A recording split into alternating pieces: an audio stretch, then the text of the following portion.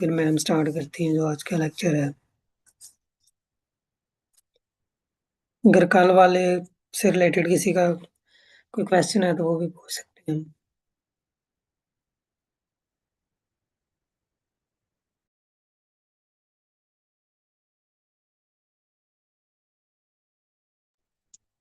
Okay, Assalamu alaikum everyone. Before we will move to the next topic, just in 5 to 10 minutes, we will revise the previous session topics like what is computer vision, why we use it, when we use, what's the architecture वगैरह हम लोग थोड़ा सा इसको देख लेते हैं पहले। ठीक है, स्क्रीन विजिबल है? यस मैम, विजिबल है।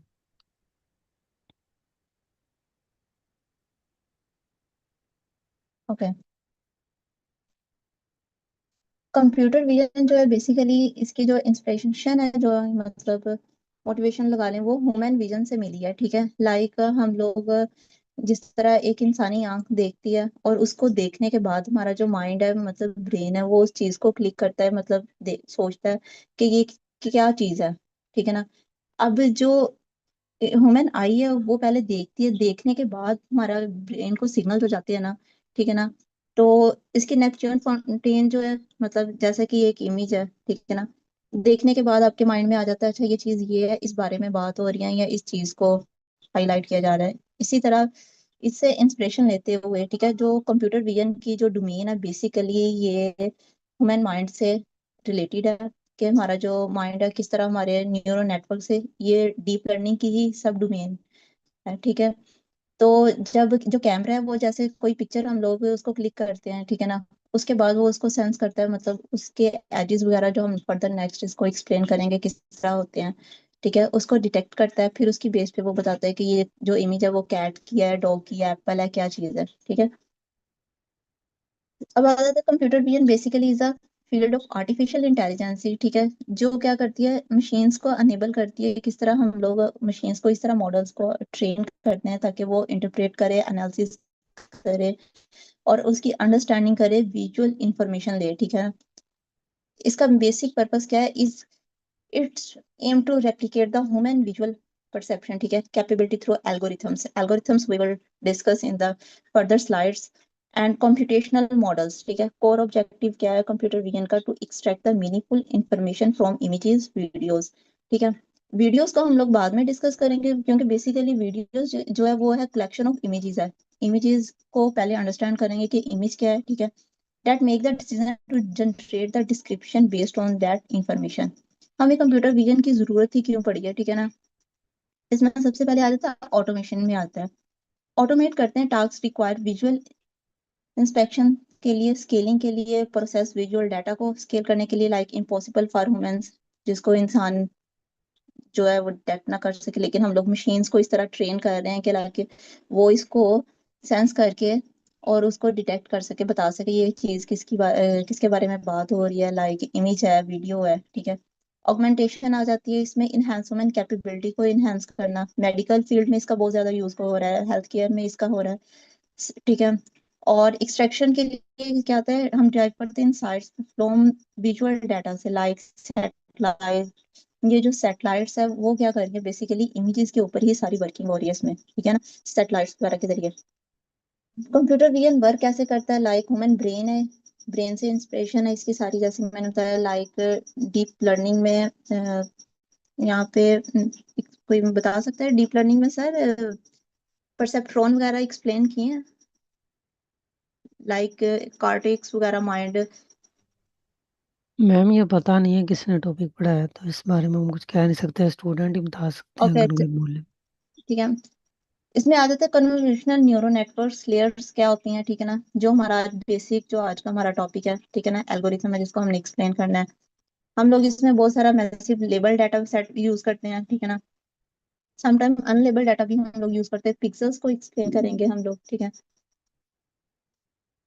इसमें क्या है, और फीचर एक्सट्रैक्शन किस तरह होती है और मैचिंग उनकी कैसे होती है, एल्गोरिथम बैकएंड पे वर्किंग किस तरह हो रही होती है, हम इन सब चीजों को जो एक्सप्लेन करेंगे नेक्स्ट। और फॉरवर्ड प्रोपरेशन और बैकवर्ड प्रोपगेशन वगैरह, ऑप्टिमाइजेशन, यहाँ पे मुझे कैन स्टूडेंट्स आप में से कोई एक्सप्लेन कर सकते हैं कि आप लोगों ने फॉरवर्ड और बैकवर्ड या परसेप्ट्रॉन वगैरह डीप लर्निंग में कॉन्सेप्ट क्लियर है या कवर किया हुआ है? मॉडल मैम ऑप्टिमाइजेशन वगैरह, बेसिक ही किया था कि ओवर ना, फिटिंग, अंडर फिटिंग। यही किया था कि परसेप्ट्रॉन्स जो होते हैं वो मतलब क्या कहते हैं उनकी तरह पेयर्स होती हैं परसेप्ट्रॉन्स की। और फॉरवर्ड बैकवर्ड का ये होता है कि वो जो फीचर्स को होता है उनको इवैल्यूएट करके फॉरवर्ड लेके जाता है, फिर अगर वो नहीं उसके हिसाब से रिजल्ट आए तो फिर बैकवर्ड जाता है। नहीं पढ़ा है। ठीक है। बाइस and variance, trade off, over fitting, under fitting. मुझे काइंडली बता दें, एक्चुअली मैं फिर उस लेवल के मतलब उस तरह फिर मैं, ताकि मैं आगे नेक्स्ट इसको कंटिन्यू करूं। मैम आई थिंक पढ़े ही होंगे क्योंकि ये तो बेसिक्स है ना, मैम ओवर ये फिटिंग। रिपीट कर जी दें सर। आप, ओवर फिटिंग अंडर फिटिंग के कॉन्सेप्ट स्टूडेंट्स को रिपीट कर दें, 1-2 मिनट लगेंगे तो क्लियर हो जाएगा। जस्ट जस्ट 5 to 10 मिनट्स में कर देते हैं मॉडल जी जी एवेल्यूएशन। जी। एक्चुअली में काफी टाइम बाद, मुझे नहीं पता ये पढ़ाया है या नहीं आपको, ये है तो just a minute sir. Okay, एक छोटा सा टॉपिक है यहाँ पे, 5 to 10 मिनट्स में मैं कवर करती जाऊँ। मॉडल वैल्यूएशन, जैसे कि एमएल में मॉडल ट्रेनिंग वगैरह आप लोगों ने, मैम्स ने, सर्स ने आपको करवाई होगी। लाइक हम लोग किस तरह एक कंप्लीट पाइपलाइन को कवर करते हुए अपना मॉडल जो रेडी करते हैं, लास्ट में हमारे पास होता है model evaluation. Model evaluation optimization में हम क्या करते हैं, हम बायस्ड वेरिएंस ट्रेड ऑफ का एक कॉन्सेप्ट है एमएल में, ठीक है। ये एमएल में भी होता है, डीएल में भी, कोई भी एआई से रिलेटेड प्रोजेक्ट है, ये लाजमी कॉन्सेप्ट होता है।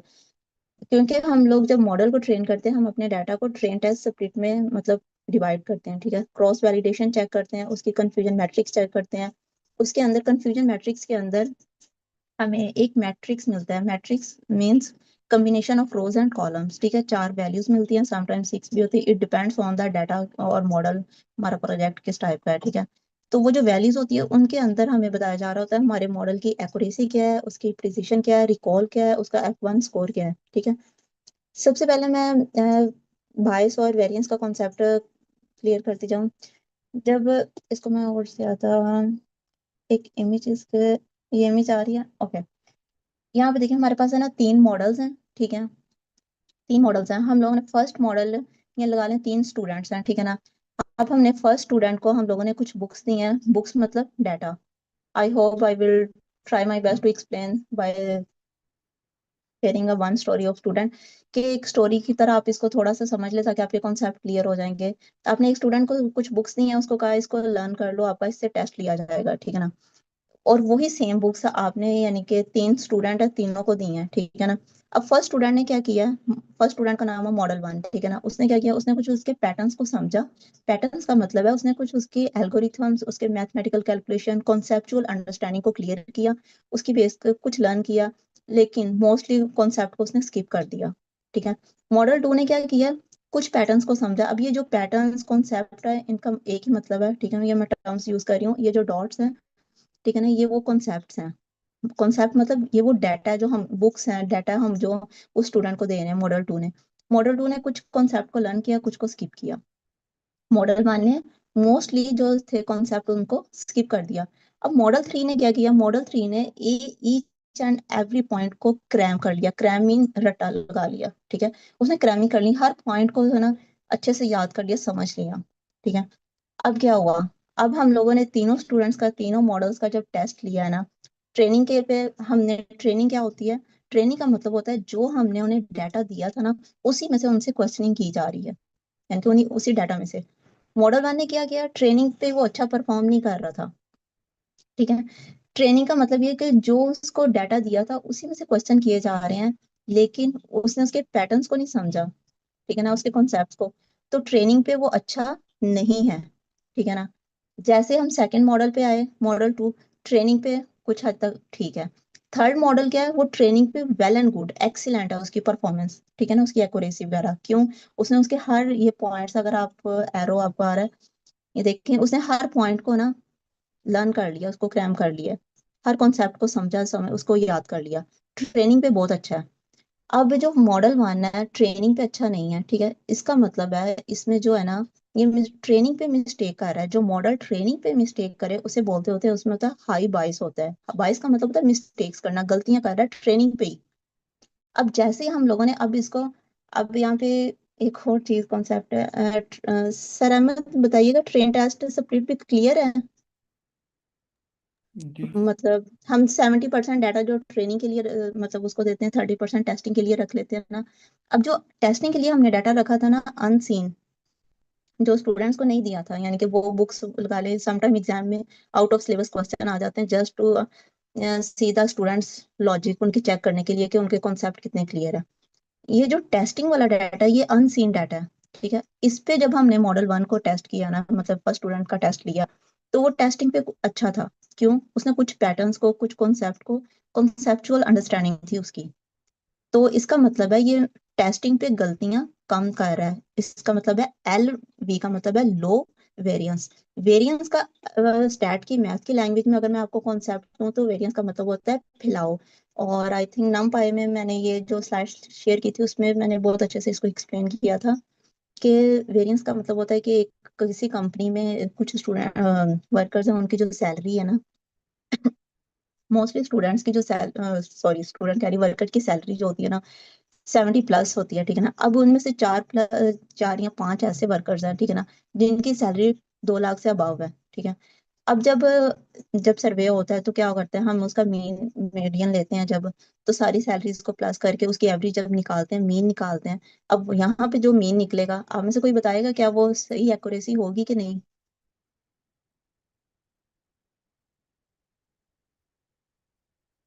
स्टूडेंट्स, कैन एनीवन टेल के वो जो रिजल्ट निकलेगा सैलरी का, वो सही प्रिडिक्शन है कि नहीं? कोई भी आप में से बता दे, अगर नहीं मैं अब क्लियर कर देती हूँ। मेरे ख्याल से नहीं होगा। Exactly exactly. क्यों? देखें, जो नॉर्मल जो सारे वर्कर्स की सैलरी है वो 70+ है। अब इनमें से 3 से 4 या कि जो अगर 2 लाख से अबव है, तो वो क्या, वो सारे जो वर्कर्स हैं जहाँ पे 70 या 50+ वर्कर्स हैं, उनकी सैलरी की सही रिप्रेजेंटेशन नहीं है वो, ठीक है। यहाँ पे इसको कहते होते हैं, यानी कि एक चीज, एक तरह या बहुत सारे स्टूडेंट्स क्लास में ऐसे होते हैं, कुछ के मार्क्स आ जाते हैं 50-60 की रेंज में, और एक दो बच्चे के मार्क्स आते हैं कि 90+ में। अब ये जो डिफरेंस है ना फैलाव, ठीक है ना, इसको कहते होते हैं वेरिएंस। यानी कि वेरिएंस का मतलब होता है कि एक ऐसी चीज जो ट्रेनिंग पे अच्छी नहीं कर रही है लेकिन टेस्टिंग पे कर रही है, तो उनमें जो डिफरेंस आ रहा है ना, उसको कहा जाता है वेरिएंस, ठीक है। अब यहाँ पे मॉडल 1 क्या है, इसमें हाई बाइस है, ठीक है। याद रखिएगा, ट्रेनिंग पे हम बाइस गलतियां चेक करते हैं और टेस्टिंग पे हम लोग उसका वेरिएंस, उसका जो फर्क है ना, अब यहाँ पे कितना डिफरेंस है, training not good, testing good. अब ये बहुत डिफरेंस है, यहाँ पे फर्क है। तो इसको कहा जाता है ये मॉडल जो है अंडर फिट है। अंडर फिटिंग का मतलब होता है उस डाटा जिसने उसके पैटर्न्स को भी नहीं, ये उसको नहीं अच्छे से लर्न कर पा रहा, ठीक है। अब आते हैं मॉडल 3 की तरफ, ठीक है। इसको कहते हैं ट्रेनिंग पे वेल एंड गुड, इसका मतलब है मिस्टेक्स कम की। एल बी का मतलब है लो बायस है, ठीक है। एच बी का मतलब है हाई वेरिएंस है, यानी कि इनमें डिफरेंस बहुत है, ठीक है। ये भी क्या है, यहाँ पे क्या हुआ मॉडल, यहाँ पे हमारा मॉडल ओवरफिट कर गया। ओवरफिटिंग का मतलब है यानी कि उसने सेम, अब जैसे ही हम लोग उसका टेस्ट लेंगे, अनसेन डाटा दिखाएंगे, वो तो इसको पे परफॉर्म ही नहीं कर पाएगा, ठीक है ना, टेस्टिंग पे। क्यों? उसने ट्रेनिंग के पैटर्न को क्रैम कर लिया है, ठीक है। अब आते हैं हमारा जो एज ए एआई इंजीनियर, या जो हमारा जो बेसिक काम होता है वो ये होता है, हमने अपने मॉडल को ऑप्टिमाइज करना होता है, लाइक ऑप्टिमल बैलेंस में रखना है, जो ट्रेनिंग पे भी लो बाइस हो और टेस्टिंग पे भी लो वेरिएंस हो, उनका जो डिफरेंस है, ठीक है। तो लो बाइस लो वेरिएंस, ये हमारा सबसे जो बेस्ट मॉडल होता है वो मॉडल नंबर 2 होता है। ना हमने अंडर फिटिंग में रहना होता है, ना हमने ओवर फिटिंग में जाना होता है, ठीक है। क्योंकि हमने, अगर आप ट्रेनिंग पे ही सारा कर रहे हो तो जैसे आप क्लाइंट को देंगे, तो आपने जो उसको याद करवाया पैटर्न, उसी के ऊपर तो नहीं ना काम करेगा। जब आप मार्केट में प्रोडक्ट इंट्रोड्यूस करवाते हैं तो आप लाखों कस्टमर के पास वो जाती है, ठीक है ना, यूजर्स इस्तेमाल करते हैं, तो सबकी साइड की सेम नहीं, सब लोग कुछ डिफरेंट, लाइक चैट जीपीटी लगा रहे हैं, डिफरेंट प्रॉम्प्ट दे रहे हैं। अब इसका ये क्या है, ट्रेनिंग और टेस्टिंग, ये जो जीपीटी है ये मॉडल 2 के ऊपर ट्रेन हुआ है, यानी कि इसमें ना तो ये अंडर फिट है ना ये ओवर फिट है, ठीक है। ये ऑप्टिमल बैलेंस में है ये वाला मॉडल। डन? यहाँ तक क्लियर? किसी का कोई क्वेश्चन? ये कुछ नेक्स्ट आई होप आप लोगों ने इसको किया होगा, एमएल से रिलेटेड है, पाइपलाइंस है। यहाँ तक क्लियर है आपका? बताएं, हम लोग अपना कंप्यूटर विजन के टॉपिक की तरफ मूव करते हैं नेक्स्ट। ओके, नेक्स्ट आ जाता है कंप्यूटर विजन में वर्किंग किस तरह होती है। बेसिकली जो इमेज होती है कलेक्शन ऑफ पिक्सेल्स होती है। पिक्सेल्स क्या है? Pixels is a small box है, ठीक है, एक छोटा सा यानी कि बॉक्स है। अब बॉक्स क्या है? बॉक्स इसकी और डेप्थ में हम जाए तो ये एक मैट्रिक्स है, ठीक है ना। अब इसमें हम लोगों की क्या होता है, हर जो मैट्रिक्स होता है हर पिक्सल का एक कोई ना कोई एक नंबर होता है, ठीक है ना। तो इसको हम नेक्स्ट, इसको मैं फर्दर एक्सप्लेन बाद में करती हूँ कि हम लोग किस तरह इसकी ये वर्किंग होती है एल्गोरिथम के जरिए, ठीक है। उसके बाद हम ये टास्क परफॉर्म कर सकते हैं, लाइक रिकॉग्नाइजेशन का कर सकते हैं, जिसमें हम क्लासिकल प्रॉब्लम्स को एक्सप्लेन कर सकते हैं, लाइक इमेज प्रोसेसिंग हो गया, एंड मशीन लर्निंग जो बताती है कि इमेज डाटा के ऊपर काम करते हैं हम लोग इसमें, ठीक है। मोशन एनालिसिस से कर सकते हैं, लाइक 3D वाला कर सकते हैं। और इसमें ये आप लोग मोशन डिटेक्शन कर सकते हैं कि आपकी बॉडी मूव करें कितने एंगल पे कर रही है, ठीक है ना। सीन रिकंस्ट्रक्शन का इसमें आ जाता है, टास्क जो परफॉर्म करते हैं, इमेज रेस्टोरेशन आ सकती है। और यहाँ पे एक और कॉन्सेप्ट है, यहाँ पे इमेजेस दो पार्ट में, ये कुछ एप्लीकेशंस हैं, ठीक है ना। नेक्स्ट लाइक फेस डिटेक्शन से रिलेटेड हो गई। अ, उसके बाद लॉगिन विदाउट अ पासवर्ड, ठीक है। उसके बाद ये शेप कैप्चर, मैट्रिक्स मूव किस तरह कर रही है, यानी कि आपको फ्रंट एंड पे क्या चीज़ आ रही है उसकी बैक एंड पे, मतलब मैट्रिक्स के जरिए आप लोग देख सकते हैं असल ओरिजिनल कॉन्टेक्स्ट में क्या है। स्मार्ट कार्ड्स हैं, ठीक है। और ये स्पेस का vision, like NASA exploration, NASA जो है मार्स के ऊपर एक्सप्लोर कैसे कर रही है, ठीक है, इमेजेस का यानी कि कंप्यूटर विजन को यूज करते हुए। और यहाँ पे एक कॉन्सेप्ट है थोड़ा सा यहाँ पे कि मोस्टली बुक्स में हम लोग पढ़ते हैं कि इसमें जो इमेज होती है वो कम्बिनेशन होती है आरजीबी का, लेकिन कंप्यूटर विजन में ऐसा नहीं होता। यहाँ पे थोड़ा सा फॉर्मेट रिवर्स होता है। यहाँ पे जो होता है बीजीआर इस्तेमाल होता है, ठीक है ना, ब्लू ग्रीन रेड। ये थोड़ा सा कॉन्सेप्ट है, इसको माइंड में रखिएगा। RGB stand for colour representation होती है डिस्प्ले के लिए। एचएसवी जो इस्तेमाल होता है ये होता है ह्यूज सैचुरेशन, यानी कि वैल्यू कलर को कलर स्पेसिंग में इस्तेमाल होता है। ग्रे स्केल होता है, इसमें सिंगल चैनल होता है लाइक ब्लैक एंड वाइट के। उसके बाद ये एल्गोरिथम्स हैं, ठीक है। और जो कंप्यूटर विजन या इमेजेस के साथ काम करता है, जो इमेजेस हैं वो बेसिकली न्यूरल नेटवर्क के ऊपर है। तो sir sir Ahmed kindly confirm कीजिएगा ये डीएल के एल्गोरिथम्स क्लियर करवाए हैं, नहीं तो मैं एक मैम ये CLIP और BLIP है ना, नेक्स्ट मॉड्यूल जनरेटिव एआई में पढ़ेंगे ये। ओके, मैं जस्ट आज सिर्फ CNN ही पढ़ाएंगे।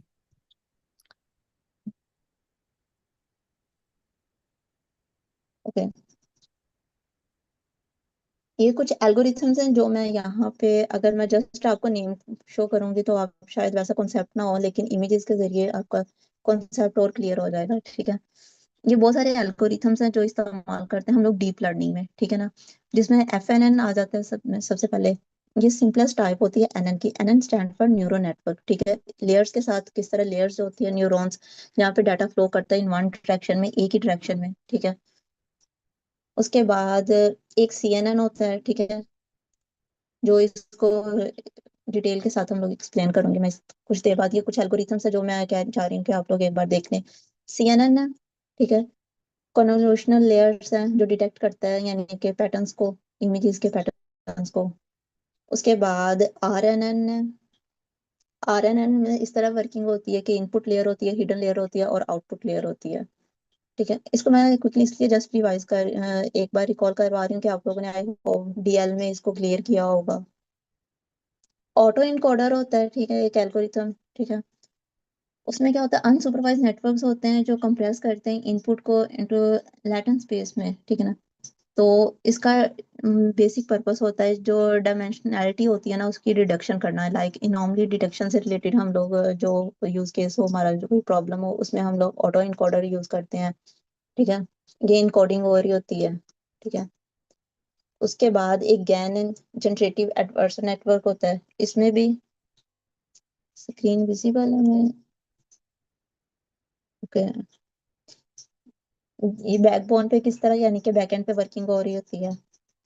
उसके बाद ट्रांसफॉर्मर्स होते हैं, ठीक है ना, जिसमें सेल्फ अटेंशन होती हैं, लेयर्स होती हैं, एमएलपी लेयर्स होती हैं, और इनपुट हम लोग देते हैं और बैकएंड पे ये सारी वर्किंग बेसिकली हम लोग कल, हाँ इंशाल्लाह कल प्रोजेक्ट करेंगे कंप्यूटर विजन से रिलेटेड। लेकिन ये क्या है, हम लोग जो टेंसर फ्लोर की लाइब्रेरी या पाइटार्ट किसी एक को यूज करते हुए हम लोग इसको करेंगे। लेकिन आपको आइडिया होना चाहिए कि बैकएंड पे वर्किंग किस तरह हो रही होती है। हम लोगों ने यहाँ पे इसको कोई ऐसे एल्गोरिथम, कोई ऐसी चीज नहीं देनी, हमने जस्ट एल्गोरिथम अप्लाई करना है, ठीक है ना। कौन सा एल्गोरिथम किस वाले डाटा सेट के ऊपर किस तरह बेस्ट रहता है, ठीक है। एक रेडियल बेसिस फंक्शन नेटवर्क होता है, ठीक है। बहुत सारे एल्गोरिथम्स हैं, आई एम जस्ट कि आप लोग कुछ एल्गोरिथम्स के नाम आप लोगों को एटलीस्ट पता हो कि जब आप लोग नेक्स्ट इसमें एक्सप्लेन करें, इसको फर्दर एक्सप्लोर करें कंप्यूटर विजन को, तो आपको आइडिया हो जाएगा। सेल्फ ऑर्गेनाइजिंग मैप होते हैं, ठीक है ना। ये भी अनसुपरवाइज नेटवर्क होता है जो क्लस्टरिंग करता है, क्लस्टरिंग लाइक एमएल में भी एल्गोरिथम होता अप्लाई होता है, ठीक है, केएनएन, ठीक है। तो जो नेबर्स होते हैं यानी कि उसके साथ मैचिंग करके हम लोग उसको वो नंबर असाइन कर देते हैं, ग्रुपिंग होती है क्लस्टरिंग में। फिर उसके बाद ग्राफ न्यूरल नेटवर्क होता है, जीएनएन जिसको बोला जाता है, ठीक है। तो यहाँ पे ये चीजें कुछ डिफिकल्ट लगेंगी कुछ न्यू स्टूडेंट्स के लिए, लेकिन जब हम सीएनएन को अच्छे से एक्सप्लेन मैं कर दूंगी उसके बाद आपके लिए सारी ये हिडन लेयर्स, ये कन्वोल्यूशनल रिल्यू ऑपरेशंस, पूलिंग क्या होती है, लाइक पैटर्न वगैरह, ठीक है। ये आई होप आप लोगों ने इसको पढ़ा। ओके, आज का हमारा टॉपिक है सीएनएन, ठीक है। सीएनएन बेसिकली क्या है, सीएनएन जो स्पेशलाइज है डीप लर्निंग का एक मॉडल है जो डिजाइन हुआ है प्रोसेसिंग के ऊपर, ठीक है ना। प्रोसेसिंग के ऊपर इमेजेस की प्रोसेसिंग के लिए हम लोग इसको अप्लाई करते हैं। ग्रिड सिस्टम होता है इसमें, ठीक है, unlike traditional neuro network. CNN से पहले डीप लर्निंग में एक नेटवर्क होता है एएनएन, ठीक है।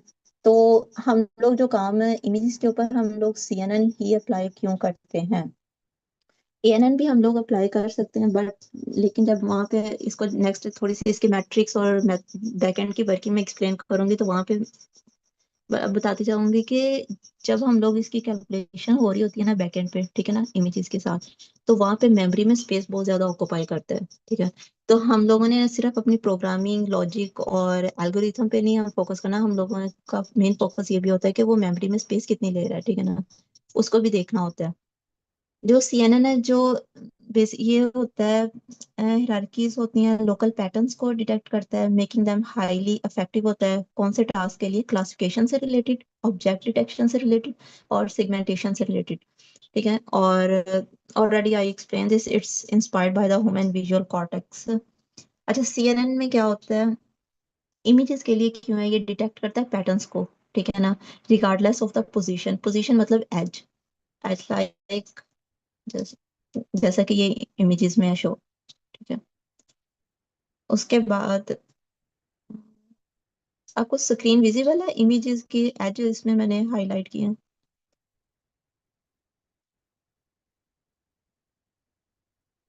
मैम सिर्फ स्लाइड ही शो हो रही है सीएनएन वाली।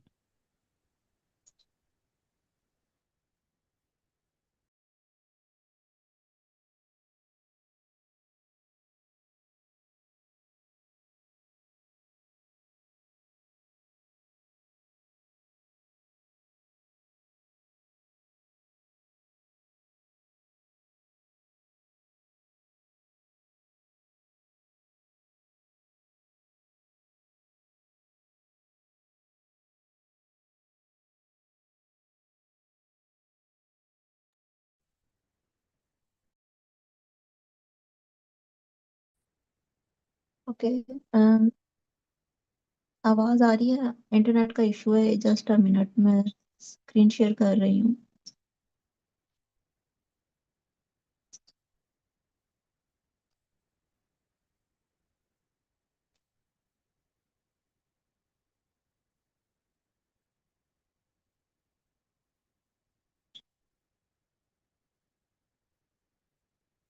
ओके, अच्छा अब इसमें आता है कोर कॉन्सेप्ट, मतलब कन्वोल्यूशनल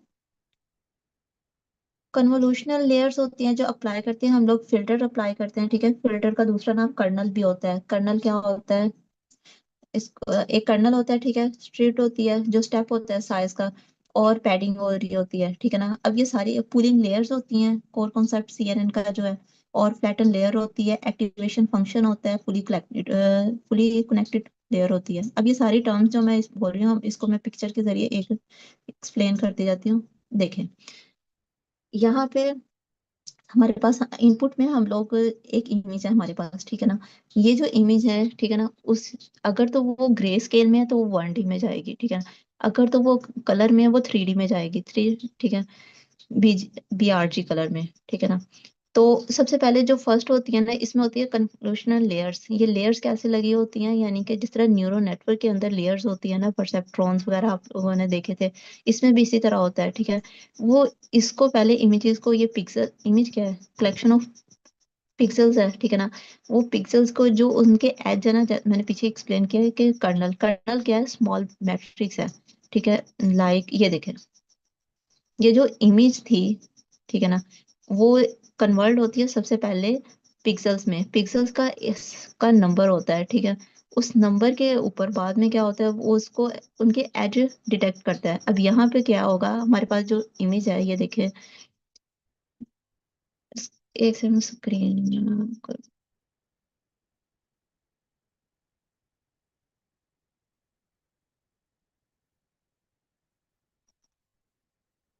यहाँ पे क्या है, जो इमेज है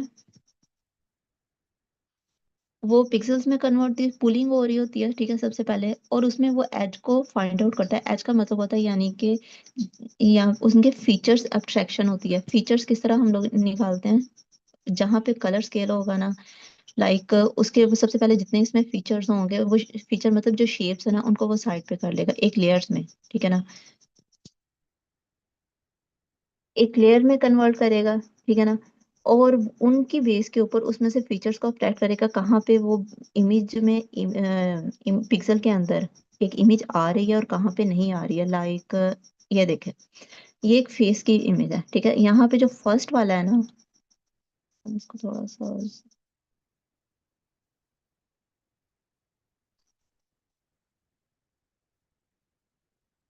ठीक है। अब जो फर्स्ट बॉक्स है पिक्सल है, ठीक है ना, अब उसका एक नंबर है, ठीक है। सेकंड का भी है। अब यहाँ पे ये वाली जो पिक्चर है, जो बॉक्स है, इनसे हम कोई फाइंड आउट हम लोग कुछ नहीं है हम लोग गेन कर पा रहे कि लाइक ये किस चीज की इमेज है, ठीक है ना। लेकिन जैसे ही यहाँ पे उसका कलर चेंज होगा, यानी कि ब्लैक है, तो वहां पे उसका नंबर चेंज होगा, तो वो इनको फीचर में कन्वर्ट कर देगा, ठीक है ना। ये फीचर्स जो होंगे यही बाद में हमें हेल्प आउट करते हैं कि नेक्स्ट जाके वो हम बताते हैं कि ये वाले जो इतना एरिया है ना, ये किसी फेस का है, यानी कि अब यहाँ पे अगर हम लोग इसमें किसी रो को या किसी कॉलम को अगर हम लोग मिस करते हैं, यानी कि डिलीट कर देते हैं, तो क्या होगा, जो फीचर सिलेक्शन होगी वो गलत हो जाएगी, और इस गलती की बेस पे आपका जो मॉडल होगा वो गलत प्रिडिक्शन करेगा। क्यों? जैसे दो आइस के दरमियान अगर आपका डिस्टेंस है, अब इसमें से एक पूरी का पूरा कॉलम है मिस कर दे, या वो कॉलम, ठीक है, या रो को या कॉलम को अगर आप लोग डिलीट कर देते, रिमूव कर देते हैं, तो क्या होगा, वो कोई और शेप बन जाएगी, और उसकी बेस पे वो नेक्स्ट आगे पैटर्न्स को फाइंड आउट करके वो बता देगा कि इस तरह हो रहा है, ठीक है। यहाँ पे नेक्स्ट,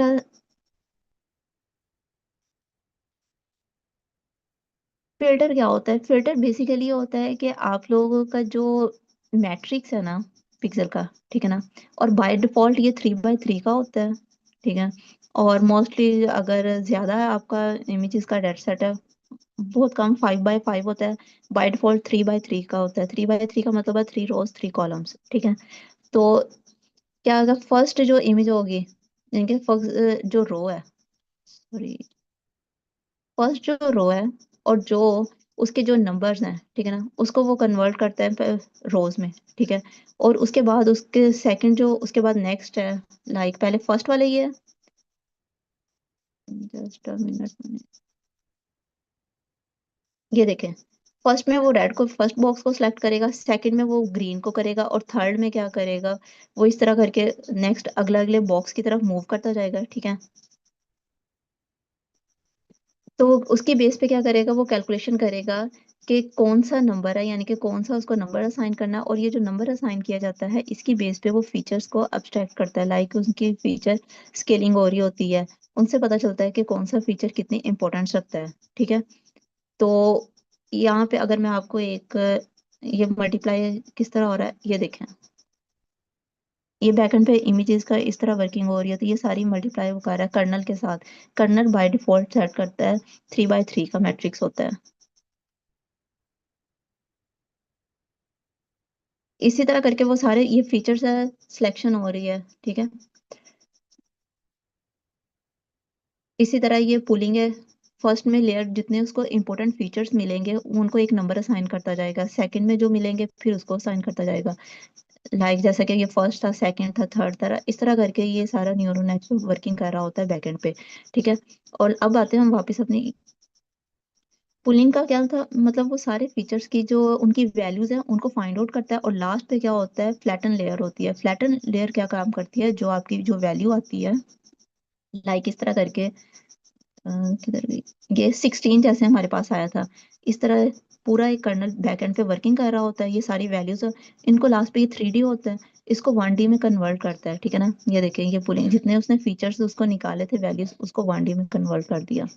ठीक है, और नेक्स्ट क्या करता है उसकी, अगर इन सिंपल वर्ड्स कहा जाए, पूलिंग क्या होती है, हर बार जब आपका कर्नल मूव कर रहा होता है उसकी जो नंबरिंग की और मल्टीप्लाई की जो कैलकुलेशन के बाद वैल्यू आती है, उसकी जो समरी होती है उसको पूलिंग कहा जाता है। ठीक है ना, फ्लैटन लेयर में मैं क्लियर कर देती हूँ। ये देखें, लास्ट में हमारे पूल्ड वैल्यू जो फीचर्स हम लोगों ने फाइंड आउट किए थे उसको फ्लैटन करता है, और ये देखें इसको इसने 1D में कन्वर्ट कर दिया। ठीक है, उसके बाद हम लोग लगाते होते हैं एक्टिवेशन फंक्शंस। एक्टिवेशन फंक्शंस क्या होता है, ये डिफरेंट डिपेंड करता है कि आप कौन सा प्रॉब्लम सॉल्व कर रहे हैं, या फिर आपने कौन सा, बाय डिफॉल्ट मोस्टली जो यूज होता है वो रिलीव इस्तेमाल होता है, समटाइम्स सिग्मॉइड भी हम लोग यूज करते हैं। ठीक है, सॉफ्ट मैक्स भी होते हैं। एक्टिवेशन फंक्शंस की भी काफी टाइप्स हैं।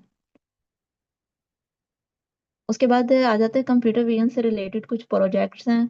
ठीक है, जो कि हम लोग ने कल करेंगे इसका प्रैक्टिकली कि किस तरह ये होता है। कौन सा प्रोजेक्ट करेंगे, बेसिक, इंटरमीडिएट, एडवांस। अगर आप लोगों को ये प्रोजेक्ट असाइन करना चाह रहे हैं कि ये वाला करवाया जाए, तो आप लोग चैट में मेंशन कर सकते हैं, मैं आपको वही करवा दूंगी। ठीक है, उसके बाद आता है कंप्यूटर विजन का पाइपलाइन, हम लोग ये करेंगे कैसे। ठीक है ना, पाइपलाइन में सबसे पहले आ जाता है डाटा कलेक्शन। हम लोग डाटा कलेक्ट करेंगे। ठीक है, इमेजेस का, इमेजेस से डिफरेंट सोर्स हैं, उसके बाद आप लोग कहीं से भी ये डाटा सेट ले, वेब स्क्रैपिंग के जरिए भी कर सकते हैं, डाटा कैगल से भी, गूगल से भी। ठीक है, उसके बाद सेकंड स्टेप आ जाता है डाटा प्री प्रोसेसिंग, जिसमें हम लोग क्या करते हैं, अपने डाटा को क्लीन करते हैं। ठीक है, उसको रिसाइज करते हैं, स्टैंडर्डाइज करते हैं इमेजेस का साइज। ठीक है, और उसके बाद नॉर्मलाइजेशन करते हैं, लाइक स्केलिंग करते हैं, उसको डिवाइड, जो स्केलिंग होती है, जो होती है वाइट पर, उसकी जो वैल्यू होती है वो 0 से 255 के दरमियान होती है। और नॉर्मलाइजेशन का मतलब होता है कंप्यूटर को सिर्फ बाइनरी डिजिट समझ आते हैं, तो हम नॉर्मलाइजेशन में क्या करते हैं, उन वैल्यूज को हम 0 1 में कन्वर्ट कर देते हैं। ठीक है ना, ऑगमेंटेशन करते हैं, हम उसके ऊपर अप्लाई करते हैं transformation, like flipping, rotation, scaling. उसके बाद लेबलिंग करते हैं। ठीक है, अच्छा, ये जो स्टेप्स हैं ये ओवरऑल हैं, आप सारे के ये इसमें जो सब स्टेप्स हैं, लाइक रीसाइज करना, नॉर्मलाइज करना, इट्स नॉट नेसेसरी कि हर बार आप हर प्रोजेक्ट के ऊपर ही अप्लाई करें। जो सबसे पहले हम लोग प्रॉब्लम स्टेटमेंट को डिफाइन करते हैं, उसकी बेस के ऊपर हम लोग फाइंड आउट डिसाइड करते हैं कि हमने कौन सा एल्गोरिथम इसके ऊपर अप्लाई करना है, और कौन सी किस तरह पाइपलाइन, इसका पूरा आर्किटेक्चर क्या होगा, किस तरह लेके हमने इसको चलना है नेक्स्ट। ठीक है, डाटा प्री प्रोसेसिंग के फंक्शंस अप्लाई करते हैं। नेक्स्ट हम लोग मॉडल सिलेक्शन करते हैं, जैसे कि मैंने बताया, क्लासिफिकेशन के लिए हम लोग CNN, ठीक है, रेस्टनेट, या उसके बाद VGJ नेट भी इस्तेमाल करते हैं। ऑब्जेक्ट डिटेक्शन के लिए हम लोग बिल्ट इन लाइब्रेरी जो है यू ओनली लुक वंस, इसको भी यूज कर लेते हैं। ठीक है, सिमेंटिक सेगमेंटेशन के लिए हम यूनेट का इस्तेमाल करते हैं, या डीप लैब। ठीक है, और फेस रिकॉग्नाइजेशन के लिए हम फेस नेट को यूज करते हैं, या ओपन फेस का इस्तेमाल करते हैं। और जनरेटिव टास्क के लिए हम लोग गैन इस्तेमाल करते हैं। ये मुख्तलिफ एल्गोरिथम्स हैं, मुख्तलिफ मॉडल्स हैं, जो हम लोग डिपेंड करता है कि हमारा जो प्रॉब्लम स्टेटमेंट है वो किस तरह की है, डाटा सेट किस टाइप का है, उसकी बेस के ऊपर हम लोग बाद में फाइनल करते हैं। उसके बाद आता है नेक्स्ट स्टेप, आता है मॉडल ट्रेनिंग करते हैं हम लोग। ट्रेन जो हमारे पास डाटा होता है प्री प्रोसेसिंग के बाद, लाइक डाटा क्लीनिंग के बाद, हम लोग अपने डाटा को सेपरेट करते हैं, उसको 2 पार्ट्स में डिवाइड करते हैं, ट्रेनिंग और टेस्टिंग में, ठीक है। उसके बाद लॉस फंक्शन अप्लाई करते हैं, ऑप्टिमाइजेशन देखते हैं कि एडजस्टमेंट देखते हैं, वेट्स के उनके वेट्स कैसे हैं। Can anyone explain how to calculate the weights? Neuro network में हम किस तरह वेट्स की कैलकुलेशन करते हैं, बता सकते हैं आप में से कोई?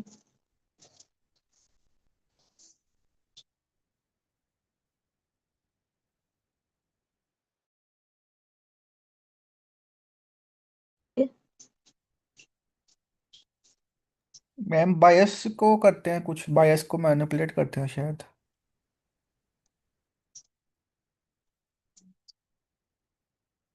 वेट्स की कैलकुलेशन किस तरह होते हैं?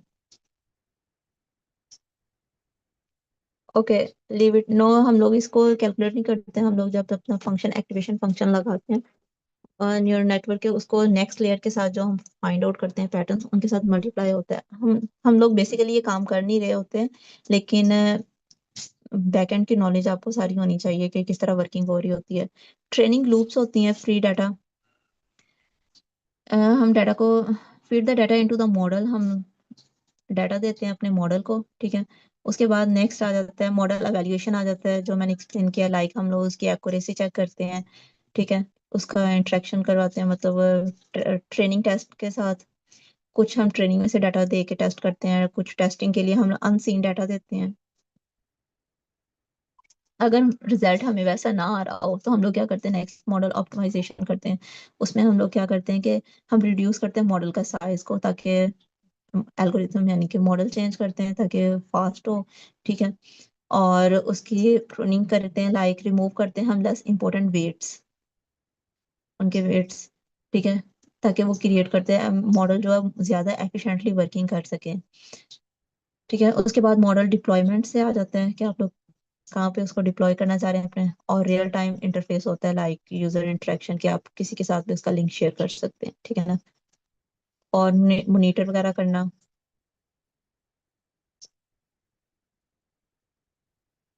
उसके बाद आ जाता है, ठीक है।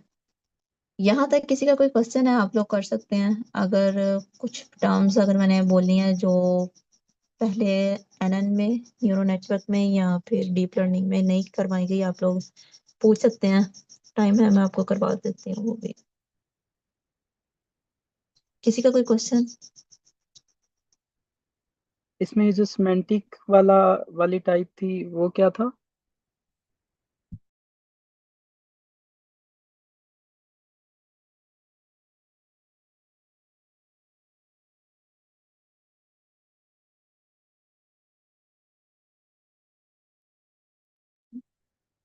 सॉरी सर, दोबारा बोलिएगा, इंटरनेट का इशू है। सर, मैंने कहा था कि इसमें वो जो सिमेंटिक वाली टाइप थी वो कौन सी थी? ये जो मतलब अभी हमने टाइप्स पढ़ी जिसमें डिफरेंट हमने देखा कि कौन से मॉडल्स यूज हो सकते हैं, तो उसमें वो जो सिमेंटिक वाला था, सिमेंटिक सेगमेंटेशन था आई थिंक, वो क्या था?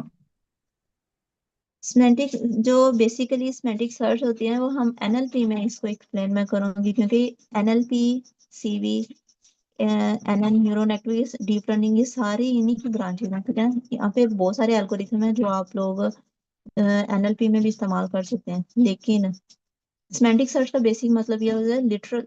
अगर आपको लिंग्विस्टिक के पर्सपेक्टिव से मैं आपको एक्सप्लेन करूँ तो सिमेंटिक का मतलब होता है literal meaning of the word, ठीक है।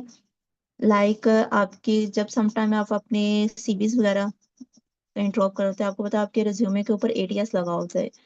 लाइक वो आपकी वो कुछ वर्ड्स कीवर्ड्स होते हैं सिमेंटिक सर्च करके, ठीक है ना, उनसे वो डिटेक्ट कर देता है मॉडल के आया ये रिज्यूमे को नेक्स्ट एचआर के पास फॉरवर्ड करना चाहिए या नहीं। अदरवाइज वो वहीं पे ड्रॉप हो जाता है, ठीक है। अगर हम सिमेंटिक को सीएनएन के साथ कंबाइन करें ना, तो आप सिंपल ये कह सकते हैं कि जो इमेज पे डाटा होता है ना, जब हम उसको चैट जीपीटी को या किसी को भी दें, तो वो आपका डाटा इमेज से एक्सट्रैक्ट कर लेते हैं। तो एग्जैक्टली। बैकएंड पे जो आपके सीएनएन के भी एल्गोरिथम चल रहे होते हैं, उसके बाद आपके सेंटिमेंट जो मैम ने एनएलपी के अंदर बताया, उसके अंदर हमारे सबसे पहले एन ग्राम यूज होता था। और उसके बाद एन ग्राम की फर्दर वो उसको इम्प्रूव करते गए नेक्स्ट हमारे पास और आगे चीज़ें। तो एग्जैक्टली एनग्राम जो है सेम ये है। मॉडल, ये एल्गोरिथम है जो कि एनएलपी में इस्तेमाल होता है, टेक्स्ट से रिलेटेड है। जी बिल्कुल, तो ये दोनों कंबाइन यूज होते हैं। CNN बेसिकली इमेज के लिए होता है, एनग्राम टेक्स्ट के लिए होता है। तो वो इमेज से जो टेक्स्ट होता है वो उसको एक्सट्रैक्ट करते हैं, फिर उस पे जो अपने सेंटीमेंट एनालिसिस पॉजिटिव नेगेटिव या जो भी होते हैं उसको उस लिहाज से उस पे आउटपुट प्रोड्यूस करते हैं। अच्छा, ये जो इमेज से टेक्स्ट एक्सट्रैक्शन है, ये एक तो ओसीआर तो सिंपल वाला तरीका होता है, ये जो मॉडल्स होते हैं ये ओसीआर करते हैं या कोई और तरीका का यूज होता है उसको, वो टेक्स्ट को एक्सट्रैक्ट करने के लिए? सर जब हम टेक्स्ट को एक्सट्रैक्ट करते हैं ना, बेसिकली जैसे अभी मैम ने बताया कि हम फीचर्स को एक्सट्रैक्ट कर रहे हैं CNN के थ्रू। ठीक है, उस फीचर वो जो फीचर है ना, जब फीचर को हम एक्सट्रैक्ट करते हैं वो इमेज का एक एक पॉइंट एक्सट्रैक्ट कर रहा होता है। जब आपकी इमेज है ना ये सामने, अगर इमेज का हम स्क्रीनशॉट ले लें ट्रेन टेस्ट स्प्लिट, अब इस इमेज को अगर हम देख लें ना, तो वो इधर से वो टेक्स्ट को एक्सट्रैक्ट करेगा। ये जो सामने स्लाइड शो हो रही है जिसके ऊपर जो भी लिखा हुआ है, तो जो OCR है ना बेसिकली वो इन्हीं मॉडल्स के ऊपर बिल्ड किया होता है। वो एक जिसके ये होता है कि जो टेक्स्ट है ना वो एक्सट्रैक्ट कर लेता है। बैकएंड पे ये एल्गोरिथम्स यूज हो रहे होते हैं। CNN के अंदर आप टैग्सनेक्ट, एलिक्सनेक्ट और उसके बाद और भी मॉडल्स पढ़ते हो जो एडवांस लेवल पे यूज हो रहे होते हैं। जैसे मैम ने योलो का हम बताया, अभी नेक्स्ट हम जब ट्रांसफर लर्निंग पढ़ेंगे ना तो फिर उसके अंदर हम योलो मॉडल पढ़ेंगे कि हम किस तरह योलो को, जो योलो मॉडल है उसको अपने डाटे पे ट्रेन करते हैं, ताकि उसको सिर्फ हम लिमिटाइज्ड कर लेते हैं अपने डाटे पे ट्रेन करके कि हमारे डाटे के अलावा और कोई वो आउटपुट ना दे। क्योंकि योलो मॉडल के अंदर almost 81 I think so features हैं, तो हम उसको अपने डाटे के अकॉर्डिंग कम कर लेते हैं।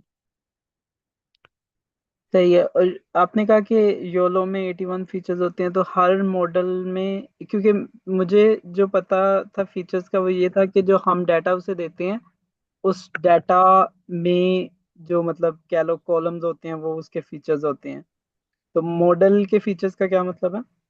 बेसिकली ना जो योलो मॉडल है ना, ये इसका मैं आपको एग्जैक्ट नहीं फिगर बता रहा क्योंकि मेरे माइंड में नहीं है। 80 होते हैं, नहीं नहीं, 81 वो आई थिंक ठीक है, से मतलब कि कम इसका है। मतलब क्या होता है? तो इसका मतलब ये है कि वो ऑब्जेक्ट के जो होते हैं ना, लाइक ये जो आप आजकल ये देखते हैं आपको चलान आ रहे होते हैं घर के, जिस किसी ने हेलमेट नहीं डाला हुआ है ये वो चीज़ें, तो वो एक मॉडल के अंदर है ना उन्होंने काफ़ी मतलब के बनाए हुए हैं कि वो हेलमेट को भी डिटेक्ट करेगा, वो आपकी नंबर प्लेट को भी डिटेक्ट करेगा, वो आपका सीट बेल्ट भी डिटेक्ट करेगा, और भी चीज़ें होती हैं। मतलब कि उसने उन्होंने इन चीज़ों डाटे को कंबाइन करके ना काफ़ी फीचर्स बनाए होते हैं मॉडल के अंदर।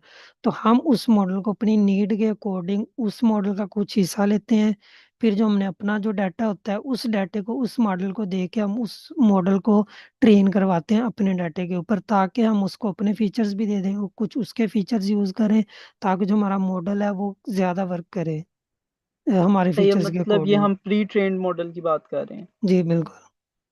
सही है, thank you so much. No issue no issue. जो मोस्टली वर्किंग हो रही है सर वो ट्रेन मॉडल्स के ऊपर हो रही है, ठीक है ना।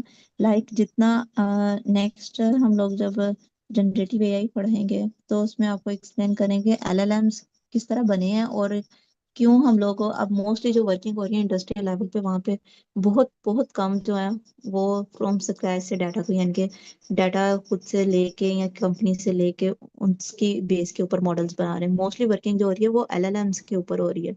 एलएलएम्स क्या है, बेसिकली आपका जितना इंटरनेट पे जितना डाटा पड़ा है वो सारा उन लोगों ने कलेक्ट करके उनको मॉडल, उनसे मॉडल बना दिए हैं ऑलरेडी, उनके फीचर्स को abstract करके। मेडिकल से रिलेटेड जो डाटा है, यहाँ पे जो बेसिक कॉन्सेप्ट है वो आपका, आपको ये पता होना चाहिए कौन सी प्रॉब्लम स्टेटमेंट है, ठीक है। उस प्रॉब्लम स्टेटमेंट के ऊपर आपने कौन सा मॉडल अप्लाई करना है, ठीक है ना।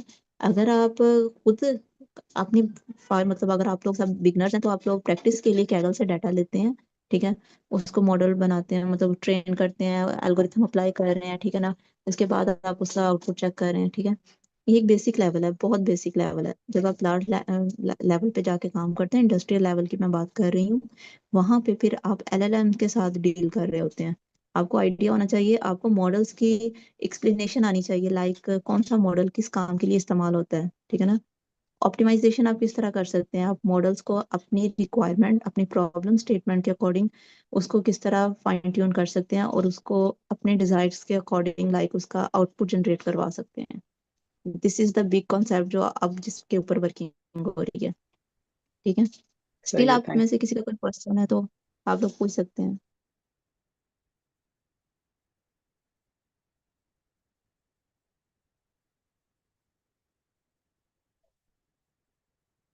जब हम ट्रांसफॉर्मर्स पढ़ेंगे ना तो तब इन चीज़ों पे बात करेंगे, इनकोडर डिकोडर ये चीज़ें, जो कमिंग वीक आई थिंक इसी वीक का कमिंग टॉपिक है, ट्रांसफॉर्मर या ट्रांसफर लर्निंग। अगर किसी का क्वेश्चन है तो वो पूछ सकता है, अगर प्रीवियस किसी टॉपिक से रिलेटेड है तो वो भी पूछ सकते हैं।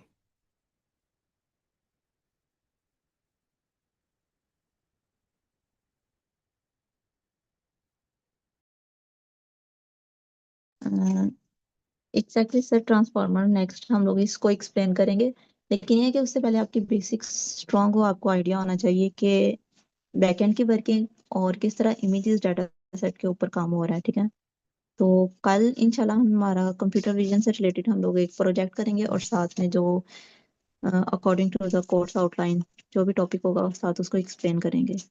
अच्छा, एक और क्वेश्चन लास्ट, कि फॉर एग्जांपल अगर कोई बंदा है जिसने पहले एमएल बिल्कुल नहीं की हुई और उसने स्टार्ट करना है लर्न करना, तो उसके लिए उसको सबसे पहले क्या चीजें देखनी चाहिए, किन चीजों पे सबसे पहले फोकस करना चाहिए और उनके बारे में रीड करना चाहिए?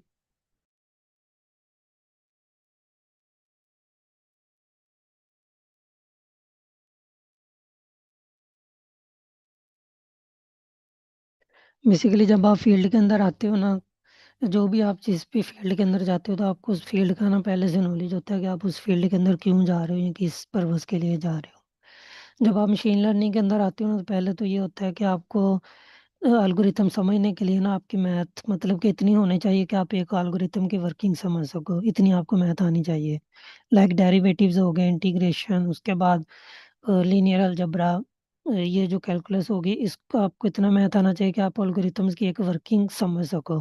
क्योंकि मशीन लर्निंग के अंदर या आर्टिफिशियल इंटेलिजेंस के अंदर कोडिंग इतनी मुश्किल नहीं है जितना उस एल्गोरिथम की वर्किंग को समझना मुश्किल है, जो मैं चीज़ें समझता हूँ। क्योंकि कोडिंग आज को आपको क्लाउड एआई भी करके दे सकता है, चैट जीपीटी भी करके दे रहा है। लेकिन इशू यहाँ पे आता है कि आपको किस प्रॉब्लम के लिए कौन सा अपने एल्गोरिथम यूज़ करना है, और वो आप उसी टाइम आप उस चीज़ को सही एल्गोरिथम सही प्रॉब्लम के लिए यूज़ कर सकते हो जब आपको उस एल्गोरिथम की वर्किंग पता होगी। क्योंकि मशीन लर्निंग के लिए अंदर कोडिंग इतनी नहीं होती जितनी आपके जो एल्गोरिथम का ज़्यादा इफ़ेक्ट हो रहा होता है। क्योंकि आप अगर अच्छा जो प्रॉब्लम है उसके लिए एक एल्गोरिथम गलत चूज़ करोगे ना तो डेफ़िनेटली उसकी जो अप्रोच होगी, कोडिंग तो आप उसमें भी कर रहे हो लेकिन वो जो प्रॉब्लम सॉल्विंग की अप्रोच है ना वो गलत हो जाएगी, तो आपका जो प्रॉब्लम आप सॉल्व कर रहे हो डेफ़िनेटली वो रिज़ॉल्व नहीं होगी। तो इसके लिए सबसे पहले आप जो एल्गोरिथम कर रहे हो उसकी आपको अंडरस्टैंडिंग होनी चाहिए कि आप ये एल्गोरिथम यूज़ कर रहे हो, क्यों कर रहे हो, क्या वजह है? क्या इसके बेनिफिट्स हैं, प्रोज़ और कॉन्स, क्या इसके मीन्स के हो सकते हैं? और उसके अंदर फिर आपको overfitting, underfitting, bias and variance इन चीज़ों का पता हो कि आपने इन चीज़ों को कैसे हैंडल करना है, अगर ये आपका मॉडल के अंदर आ जाए। जैसे अभी मैम ने थोड़ी देर पहले इनके इन टर्म्स को एक्सप्लेन भी किया था।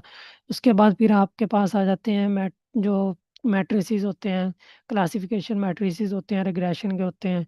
ये इनकी आपको समझ होनी चाहिए कि कौन-सा मैट्रिक्स किस पर्पज़ के लिए यूज़ हो रहा है, तो हो रहा होता है क्योंकि हम एक्यूरेसी पे रिलाई नहीं कर रहे होते। कभी-कभार हम कन्फ्यूजन मैट्रिक्स को भी देख रहे होते हैं।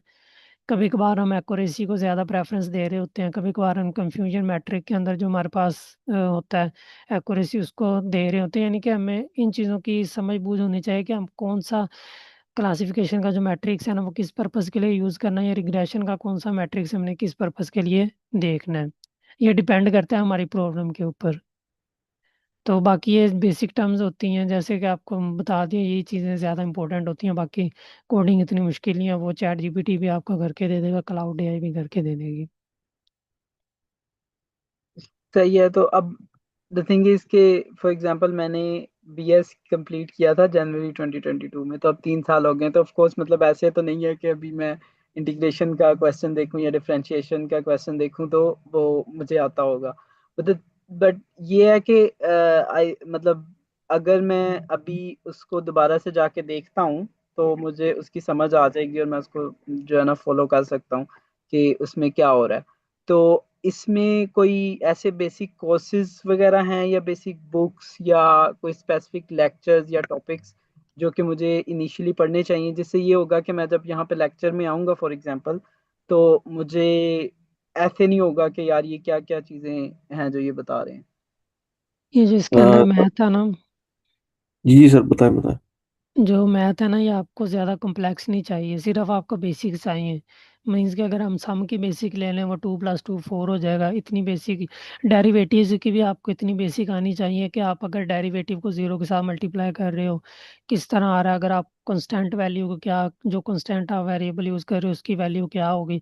मीन्स कि आपको सिर्फ बेसिक लेवल की डेरिवेशन चाहिए, क्योंकि मोस्टली है ना जो डेरिवेशन और इंटीग्रेशन है ये आपकी डीप लर्निंग के अंदर यूज़ हो रही होती है, बैक प्रोपागेशन के अंदर। डेरिवेशन और चेन रूल ये वहाँ पे यूज़ हो रहा होता है। तो मशीन लर्निंग के जो एल्गोरिथम्स हैं, जैसे हमारे पास सिग्मॉइड हम यूज़ करते हैं लॉजिस्टिक रिग्रेशन के अंदर, सिग्मॉइड यूज़ करते हैं। उसके बाद हम केएनएन हो गया, उसके बाद उसके अंदर हम केएनएन के अंदर वो डिस्टेंस मैट्रिसेस यूज़ करते हैं। अ, उसके बाद हमारे पास मीन्स कि ये इतना टफ नहीं है कि आप उस चीज़ों को समझ नहीं सकोगे, वो आप इजीली अगर एक बार देखोगे ना आप इजीली इनको ग्रैब कर लोगे। बाकी जो सीएनएन की है ना, इसके अंदर हम मैट्रिसेस को, जैसे अभी मैम ने बताया पुलिंग लेयर होती हैं, ये सारे मैट्रिसेस हैं, तो इनकी वर्किंग है ना वो मैम आप बताएंगी कल को जब हम करेंगे, तो आप इन चीज़ों को इजीली समझ पाओगे। ये मतलब कि ना ही इंटरमीडिएट लेवल पे जाना है ना आपने एडवांस लेवल पे जाना है। अगर आपकी बेसिक्स क्लियर है ना तो आप इन